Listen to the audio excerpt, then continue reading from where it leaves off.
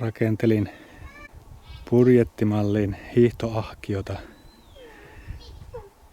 varustenetistä tilatun pulkan ympärille ja aisoina kokeilen noita aurausviittoja ja vetovyönä on varustelekasta hankittu tuommoinen Saksan armeijan taisteluvyö. Projekti on siinä mielessä kesken, että suojakangas ei ole vielä tullut. Semmonenkin on tarkoitus tuohon asentaa ja samoin nuo kiinnityskumit on vielä laittamatta. Ajattelin kuitenkin lähteä testaamaan semmoselle pienelle hiihtovailukselle lasten kanssa. Tarkoitus olisi hiihellä Taivalkönkäälle ja sinne ahkiovetomatkaa tulee noin kilometrin verran. Käännytään tässä tieltä tuonne käytöstä poistetulle junaradalle ja sitä pitkin käveleskellään jonkun matkaa. Rautatiesillä ylitys. Vähän jännää hommaa.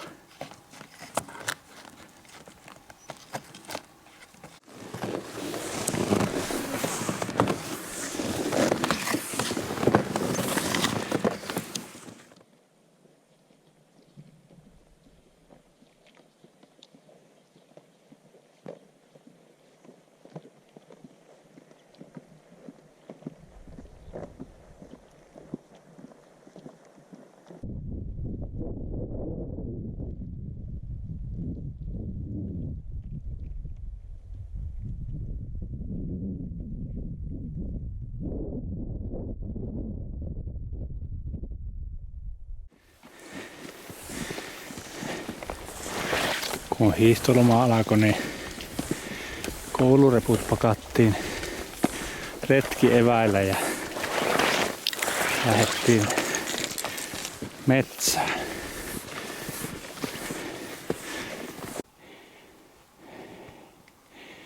Siinä on tainnut kettu mennä.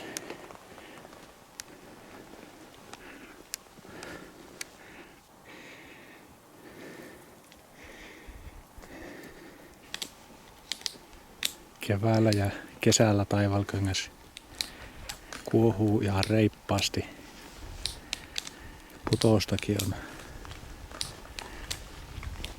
metrin verran. Näin talvisin aikaan niin